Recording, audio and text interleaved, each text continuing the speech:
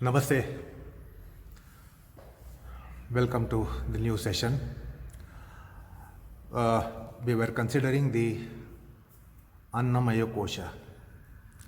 It's because we are dealing with pranayam. Pranayam has something to do with pranamaya kosha. It is not just respiratory breathing. It has to do something with pranamaya kosha. It works from there and works for it, and therefore it is called pranayam because of the kosha that we have in esoteric physiology called pranamaya kosha. Now, to understand pranamaya kosha, it became imperative that we understood the 5 koshas just in introductory aspects. That is why we are just running through the introduction to 5 koshas in order that we understand the pranamaya kosha in relation to other 4 koshas. That is important. Annamaya kosha we were trying to see last time. Annamaya kosha is our manifestation which is apparent. And it has all our identity references and identification references. So all the identity references and identification references are in Annamaya kosha. That is the aspect of us which we can claim that I know myself, and others also know yourself. So that's why it is identity reference and identification reference. And that is our manifestation. That gives us a functional role in life. And that is why that is our manifestation. The pranamaya kosha underlies Annamaya kosha. However, it permeates Annamaya kosha as well. Now, what is this pranamaya kosha? Pranamaya kosha has the entire mapping of our destiny. We take birth with a destiny. For each life, we come with a destiny of ours. There is a destiny map. There is a destiny scheme. And that is given by pranamaya kosha. So, to understand this, I might say that if we put a question as to why are we like this and why are we not like that, it is because we are given a scheme, we are given a map. So that is the one which is regulating our life, given by destiny. Each life we take birth with a destiny insofar as our human manifestation is concerned. Manava yoni, when we are taking birth in human form, we come with a destiny. That is not the case of other creatures, subhuman creatures. So that is pranamaya kosha. It gives us tendency body. It gives us a scheme of tendencies. And that is regulator of our manifestation. So pranamaya is the regulator. It also gives the scheme. It gives the roadmap. It gives a plan for what we are going to be in our life. Manifest life, express life, our express profile, our express identities. So that is pranamaya kosha. So pranamaya kosha is called a tendency body. We are all born with tendencies and we go by our tendencies. The tendencies have a lot of regulation on our conduct of life. It is very difficult to set aside our tendencies and go by it. So we take birth with some tendencies, propensities, and then the varieties are enormous. If we put a question, what are human tendencies and what are human propensities, it's very difficult to standardize them. So there are many bodies of tendencies, many bodies of propensities. So in yoga psychology, it is described as Shat Chakras. What are these Shat Chakras? They operate our manifestation. They are operating our manifestation. So we are almost slaves of what Pranamaya Kosha offers us.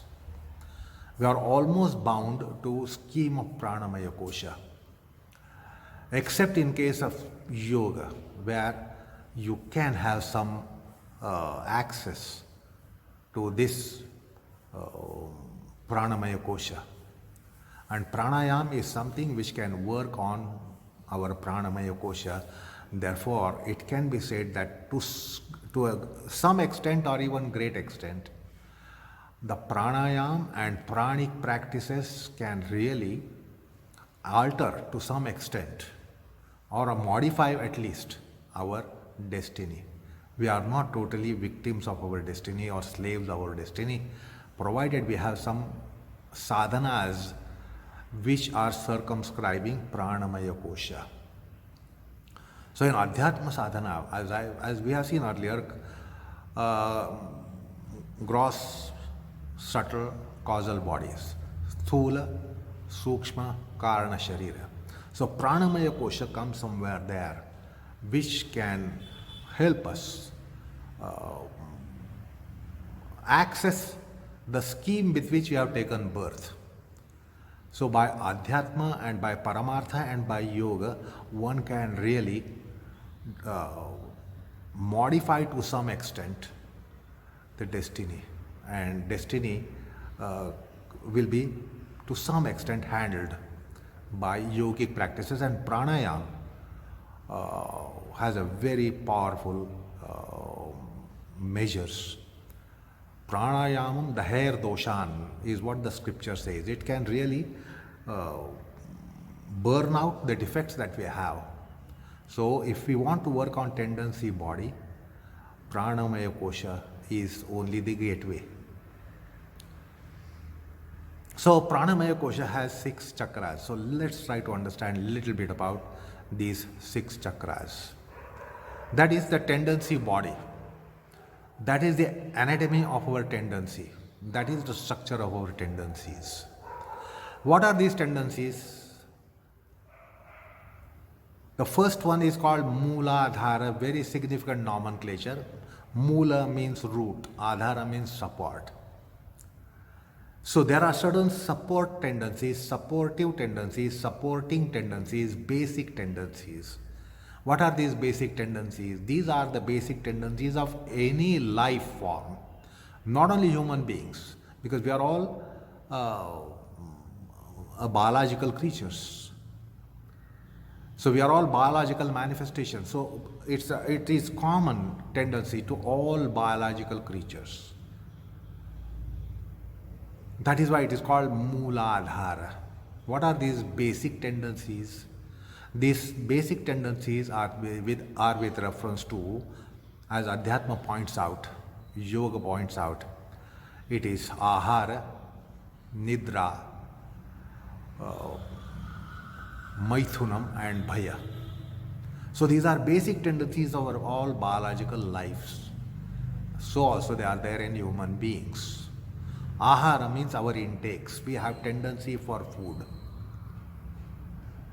There is no one who has no vasana at all for food intakes. There will be some vasana, there will be some tendency, there will be some strong gravity with regards to food, where we say likes and dislikes.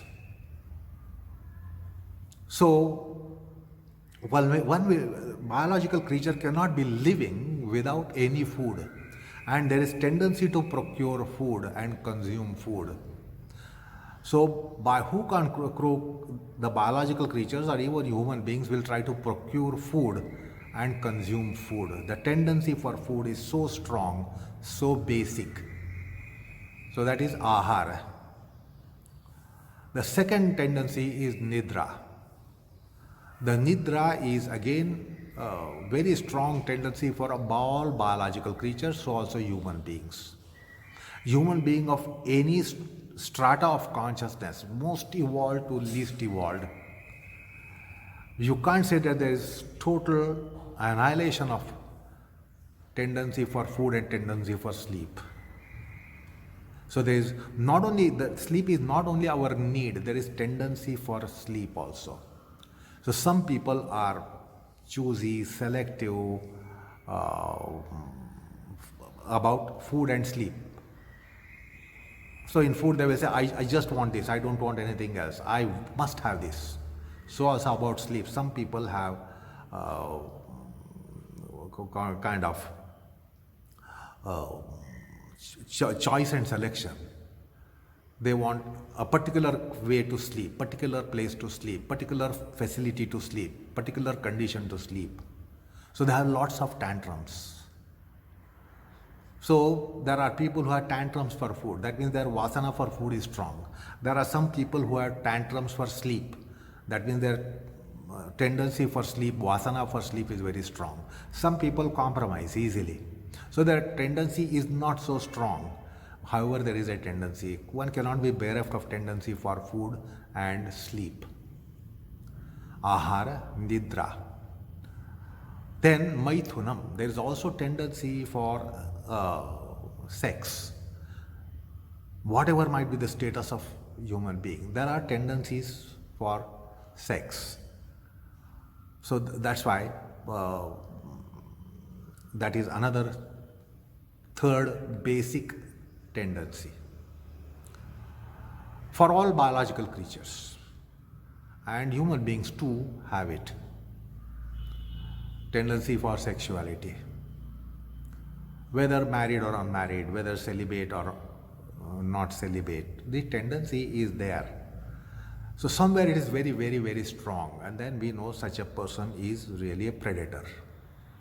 Some person is having quite moderate, temperate tendency, and then we say he is really human being, not a predator. However, the tendency is there. You can't be without that tendency. The last one is bhaya, fear. Fear for extinction. So this is the fourth basic tendency which all the biological creatures have, even human beings, however evolved in consciousness, yet they will take measures for their defense in case they are under attack. Clinging to existence is that tendency which Patanjali calls as abhinivesha.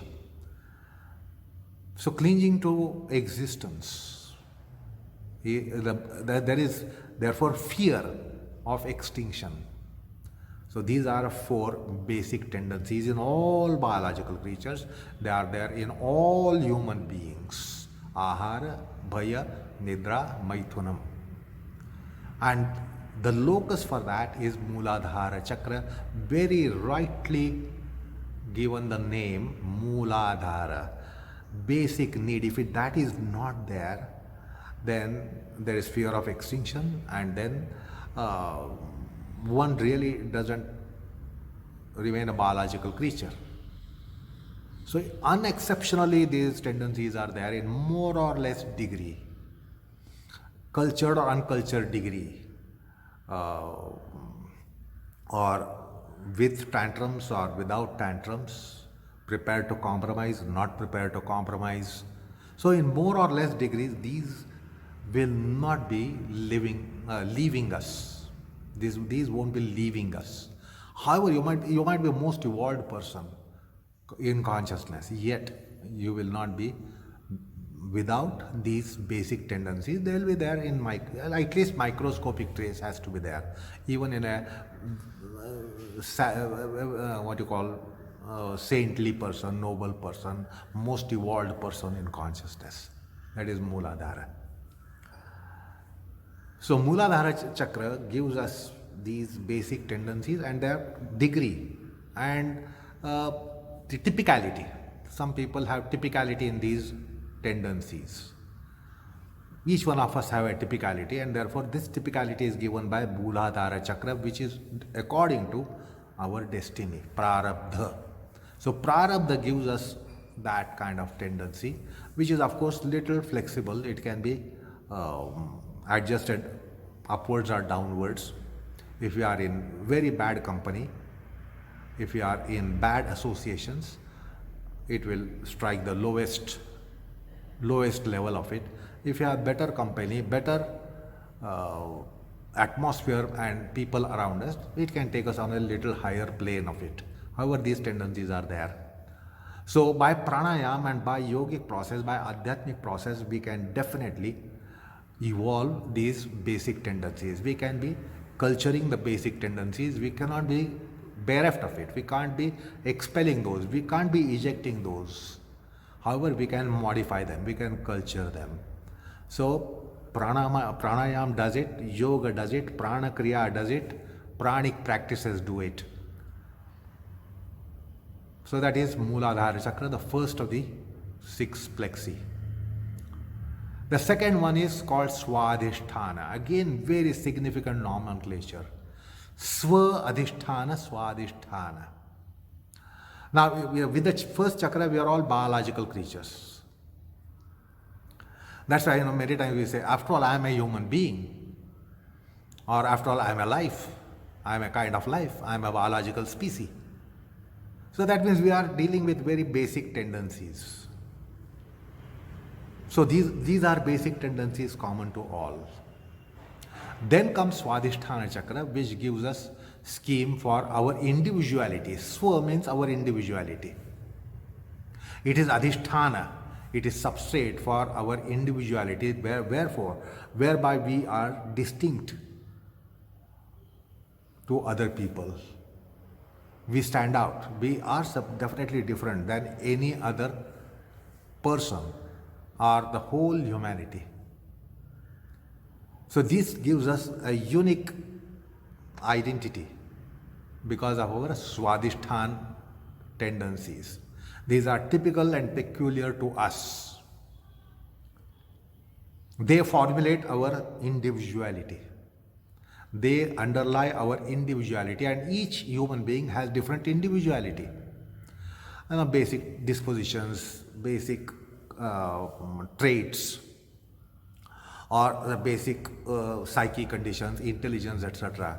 So we take birth with the basic matter, material of our psyche and consciousness, which gives us individuality, and that is a distinctive mark.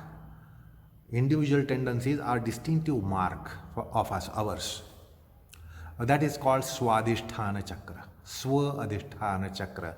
That gives us the Swa, the manifestation of our individuality. So pranayam needs to be working on Swadhisthana Chakra also. If you are not able to evolve your Swa, that means you are not evolving, you can't evolve. However, by yoga we know that we can evolve. Even in our individual tendencies, personal tendencies, we do evolve. Just as we said that we can evolve in our biological tendencies, which is common, general to all beings and all human beings.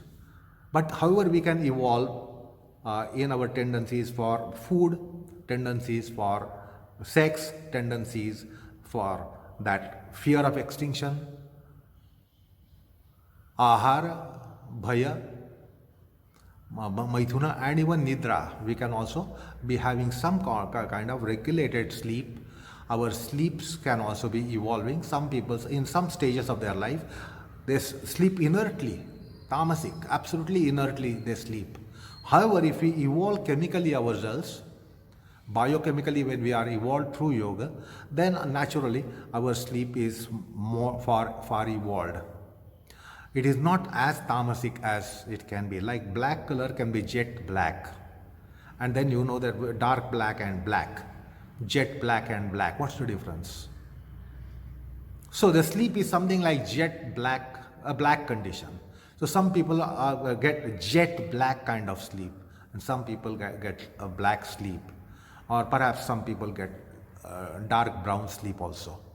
So sleep also has different cultural strata.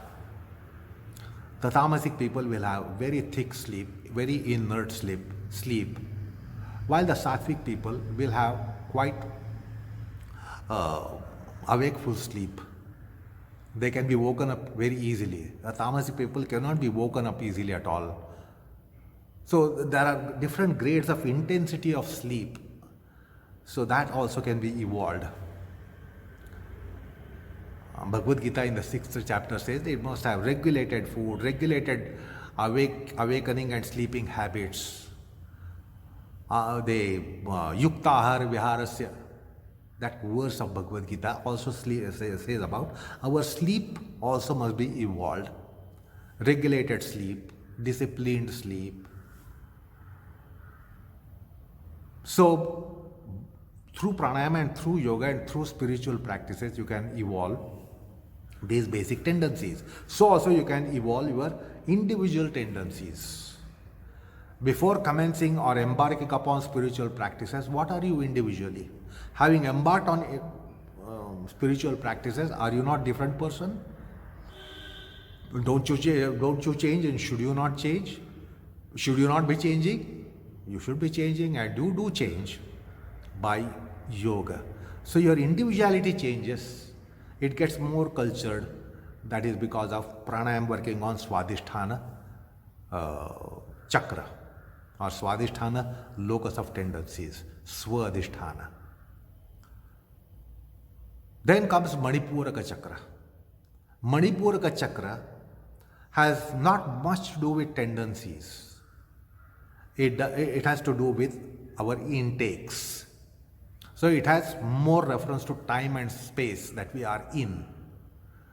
So these are food generated tendencies. Now food means not only edible food that you take during your meal time. All that food comes to your senses. You don't take food for your eyes at dining table. You don't take food for your intelligence at the dining table. There are so many kinds of foods. To our mind, intelligence, emotions, senses, psyche, consciousness, it's not just our biological being which we feed at a dining table. There are so many forms of food that we need and we do take and we have to take. We are exposed to so many things, which depends upon time and situation, time, space and situation that we are in. Like today's generation of people will have lot of food coming through cyber world, that computer. Now, computer can become, it's a food for modern man, contemporary modern man. Now, this kind of food was not there 200 years back and 300 years back. Now, today the children are born with some tendencies for computer. We are seeing that for the generation, newest generation, who have tendencies for even computers. And that will come sooner or later because we are eating the computer process, computer technology, computer inputs we are getting. So it's all food that comes to our intelligence, food comes to our senses. Imagine if we were,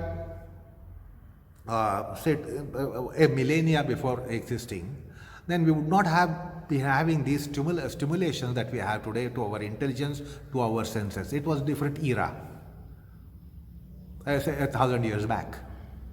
So it depends upon time and situation that we are in. So these are food generated tendencies.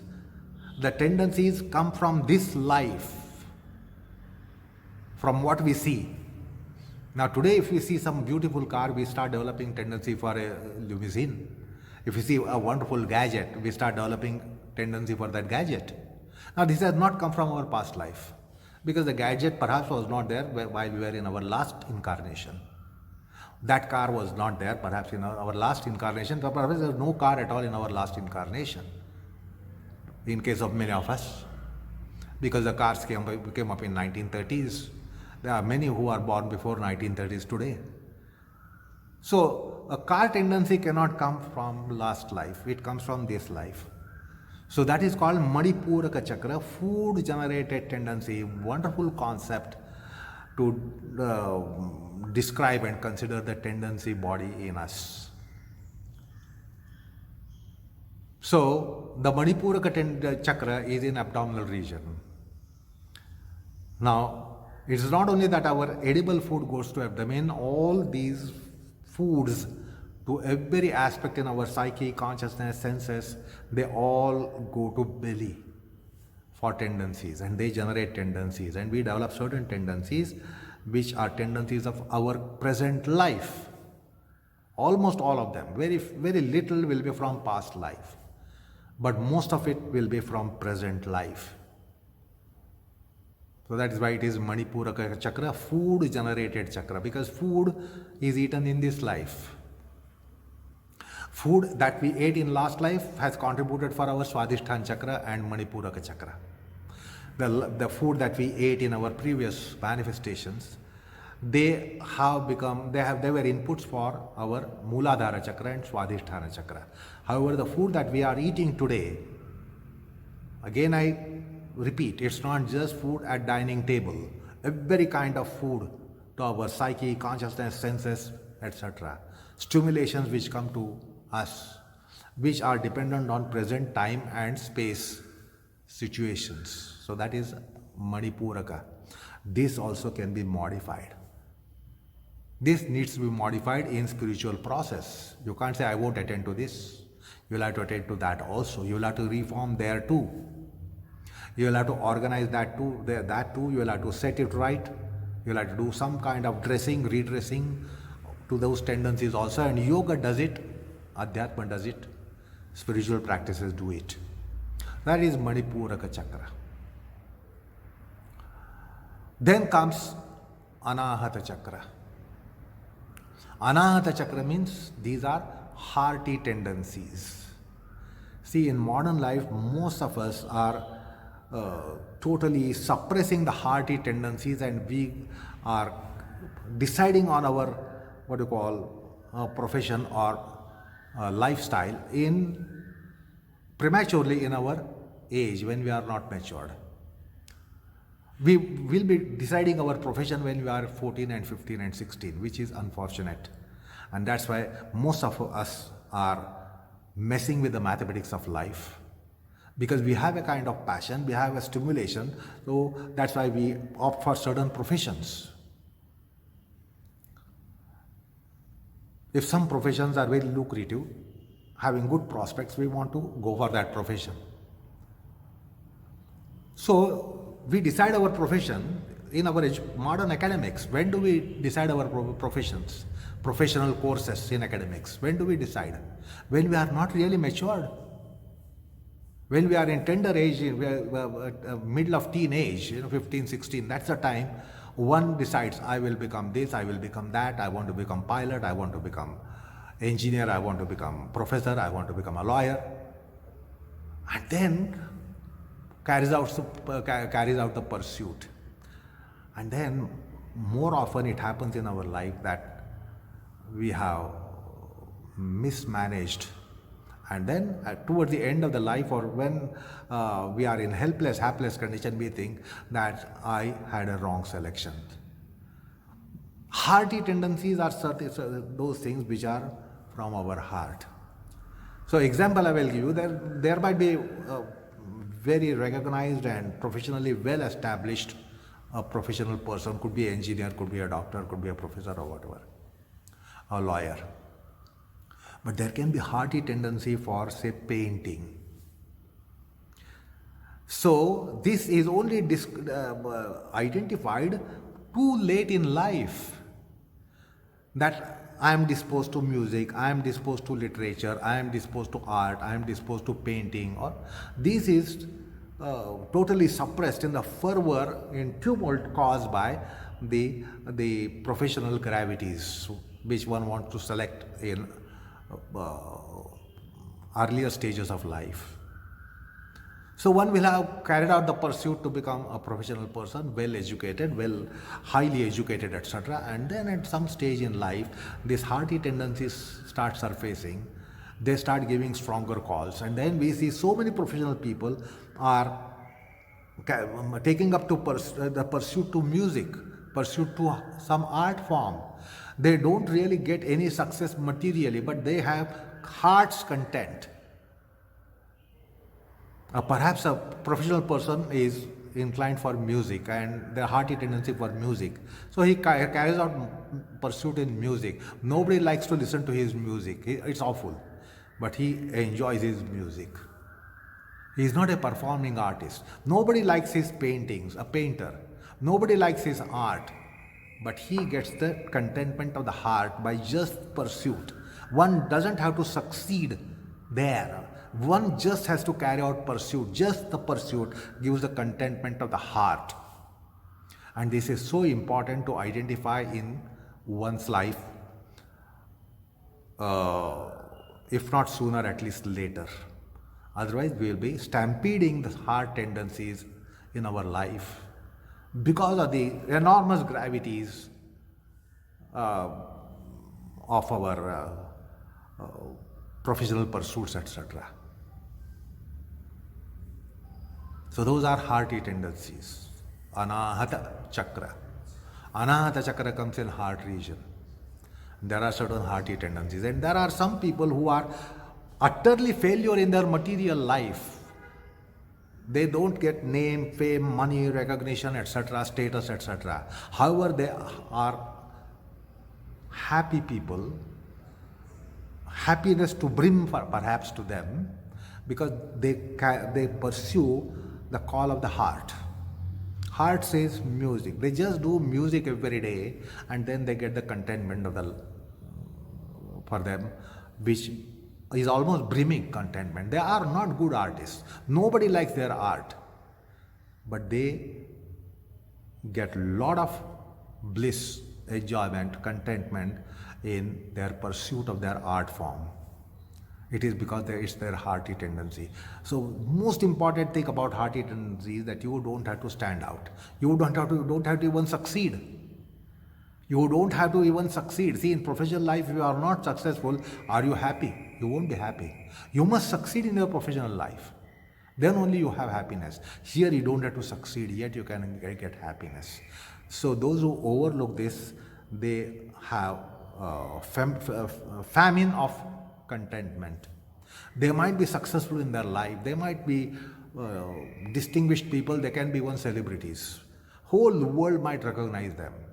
Name, fame, money, recognition will come to them. Status will come to them. But they will not be contented, because the heart is yearning for some such pursuit, maybe in literature, maybe in art form, maybe painting, maybe music, or maybe philosophy. Sometimes one who is maybe, say, in the materialistic science field and a professional there, has some kind of inclination towards spiritual, religious aspects. Now, unless they carry out that pursuit of dharma, upasana, adhyatma, they won't get contentment. Just name, fame, money, recognition to brim doesn't give them contentment. So it is very important to cater the hearty tendencies, identify them, and just you need to carry out pursuit. You don't need any success. Just the pursuit, pure pursuit. You don't need anybody's appreciation. You don't need anybody's recognition. But you have your contentment. So if the life has to be full of contentment, one must cater these anahata tendencies, Hridaya Chakra tendencies, or the hearty tendencies. Most of us totally overlook our tendencies of the heart, and we carry out life because of the gravities of materialism, the gravities of our will and volition and resoluteness, discipline, etc. Enforce discipline in our own life, and then this lotus is crumbled, crushed. So for contentment, hearty tendencies, they must be nurtured. They must be also evolved. Then that's why through Adhyatma one can get infinite bliss. Ananda to ananta extent. Ananda, bliss to infinite extent. It is because of the secretion of contentment from the heart, hearty tendencies, the heart plexus, Anahata Chakra. So Adhyatma will help you identify your hearty tendencies. And then you will be able to nurture those, nourish those. And then you will have contentment of the life, of lifetime, and contentment in life up to brim, Anahata Chakra. Then comes Vishuddhi Chakra. Vishuddhi Chakra, very nomenclature says it's something to do with purification. And Vishuddhi Chakra is called Saraswata Chakra. Saraswata means acquired wisdom, or the wisdom that one develops in lifetime. That is why Saraswata. One carries out a pursuit in that subject matter. May not be that's a subject close to his profession, yet he carries out pursuit. I have seen some of the, say, people in the corporate world. Now they should be dealing only with commerce, trade, business, etc.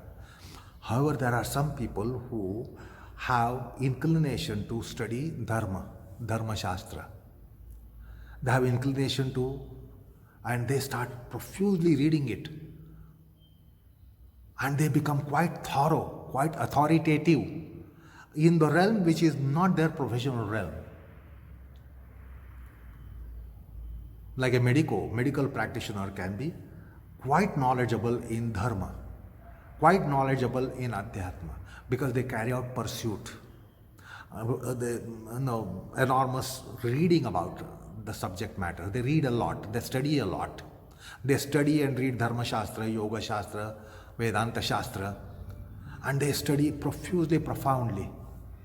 And that's why they become quite knowledgeable people in that realm. So it's a knowledge pursuit, whatever knowledge pursuit you carry out.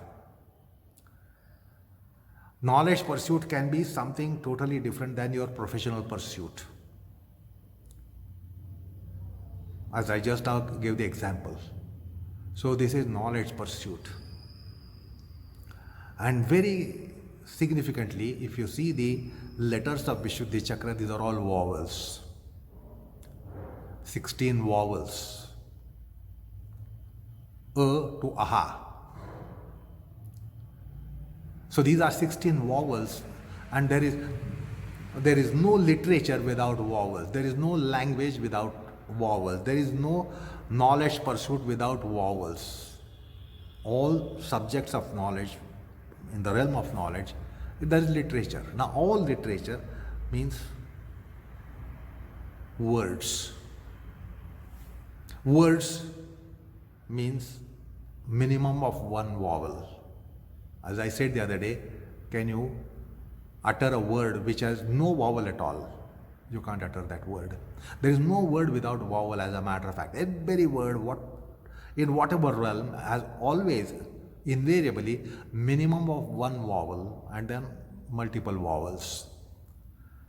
So all Saraswata Sadhana, that means the pursuit of knowledge, scriptural knowledge, or theoretical knowledge, or knowledge that comes through books, knowledge that comes through words. It is all fundamentally requiring vowels, and that's why Vishuddhi Chakra has letters of all vowels. That is Saraswata Chakra. That also gives one a lot of contentment. You may not really stand out, you may not really become distinguished there, yet just the pursuit of knowledge, wherever you want to have knowledge, pursuit, if you do it, you get contentment in life. That is the Vishuddhi Chakra. Then comes the Agnaya Chakra. Two-lettered Agnaya Chakra in the Bhumadhya region between the brows. Agnaya Chakra is the one which gives one will, volition, resoluteness. For any pursuit, whether professional or non-professional, you need to have will, volition, resoluteness, decidedness. Otherwise, your pursuit will be in a disarray. The circumstances will really spoil your pursuit. So you need some kind of resoluteness, decidedness, the will. So that is given by the Agnaya Chakra. So if the Agnaya Chakra is weak, someone is weak in decidedness, decisiveness, resoluteness. If somebody is strong in Agnaya Chakra, then that will be strong force available. Unless you have strong force there, will, volition, resoluteness, you will not be succeeding in any endeavor. So Agnaya Chakra gives you that power. You set right that power. You need to set right your determinations. What is the point in being a very determined, resolute dictator? The whole world will have detest for you. So we need to reform our resoluteness, our decidedness, our decisiveness. It's not just having it. It must be managed, it must be organized, it must be redressed. So Agnaya Chakra Kriya, Agnaya Chakra access helps us set right our will, volition, resoluteness, etc. They need to be cultured. So that's how we have tendencies because of which we have this decisiveness in our life. There's a tendency backing. If we don't have that tendency backing, then we will not be so resolute, so well decided, so well definite, decided, resolute. So these are 6 tendency aspects. The loci for them is in 6 chakras, and they are in Annamaya kosha. So therefore, whatever we do in yoga, that pranayam is pranayam because it works on pranamaya kosha. If the pranayam is only going to work on your lungs and the respiratory system, it is not pranayam. If you develop your lungs and if your lungs are strong and immune to any infection, respiratory infection, that's not purpose and function of pranayam primarily. It's a secondary thing. It will happen. It is a byproduct of pranayam. Main product of pranayam is to work on our tendency body, identify the tendencies, shape the tendencies, set right the tendencies, organize the tendencies, manage the tendencies, do the housekeeping of tendencies. Just having good tendencies is not sufficient. We have to do the housekeeping there. Like a kitchen is well equipped, every kitchenware is there, but if the kitchen is in mess, then the kitchen doesn't come handy. No kitchen apparatus comes handy. So it should be well set. So the housekeeping of kitchen will make our kitchen very productive. With the same resources available in the kitchen, but everything in mess, it is not productive. So similarly, these tendencies are to be identified, the tendencies are to be arranged. There must be housekeeping, there must be conservation, there must be hospitality process to set right properly, make necessary provisions, etc. So yoga does that. Conservation of tendency body, every set of tendency. There are 6 sets of tendency. Even modern psychology doesn't speak about it. They just speak about subconscious tendencies, that's all. But there are tendencies behind one's making. So, there is a tendency body which is in the anatomy of 6 chakras. This is esoteric, not exoteric anatomy. It will not be visible to you in any scan or scanning or MRI. or any mechanical insights. So yoga, pranayam does that. It does conservation, hospitality, housekeeping of tendencies. So they are well set, well organized, well arranged. If they are well arranged, they work well. If your kitchen is not well arranged, it doesn't work well. Or your office place is not well arranged, it doesn't work well. It might be having every gadget, every required thing is there, available there. But then if it's not well arranged, then nothing comes handy. And then you don't have comfortable time.